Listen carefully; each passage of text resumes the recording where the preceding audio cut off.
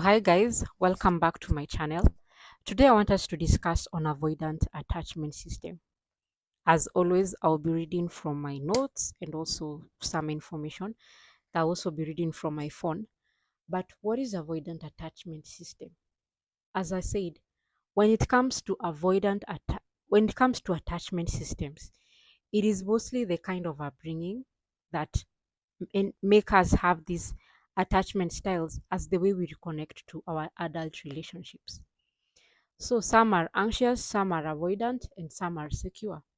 So for people that have avoidant attachment system, whom we are discussing today, what is their upbringing?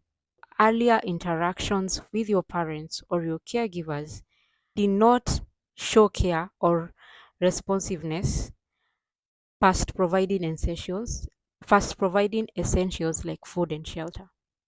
That is the common African home, whereby we grew up in surroundings whereby just because you have shelter, you have food, you have school fees, that is enough. And what happens is that the child disregards their own struggles and needs in order to maintain peace and keep their caregiver close by. You always try to appease your parents because you're like, see, they've given me school fees, they've given me food, they've given me a place of which is essential. We are not going to deny the fact that that is very essential, but also the emotional aspect is very much essential. So what you end up doing is, you tend to suppress your own needs in order your own struggles and needs in order to appease, your parent. And this attachment style often stays with a person through adulthood, potentially impacting their romantic relationship, friendships, and other connections. And what are the causes?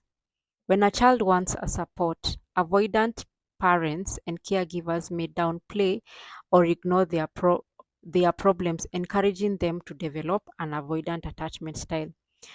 Some of these parental behaviors that promote avoidant attachment is not responding when the child is crying, my God, um, actively discouraging crying, and not outwardly showing emotional reaction to issues or achievements.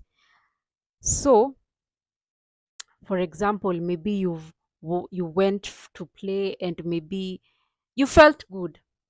Your parent never mirrors your emotions, or when you are crying they never lifted you up, or they even condemned you crying, yet you ideally it was you're trying to express that you are trying to express something is not in alignment in how you want, or they made fun of your problems, or they showed annoyance the minute you tried to express your problems, now the caregivers, or they were not addressing medical or nutritional needs, or they avoided touch or physical contact. Like for me, I have never hugged my dad and even my mom. I feel weird.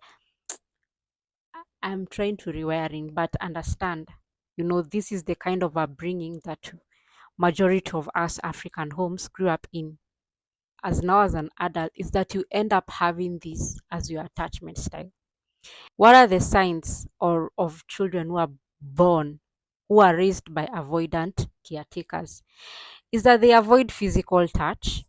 They themselves, they also have, it's like a repeat. They avoid physical touch, they avoid eye contact, they never or rarely ask for help.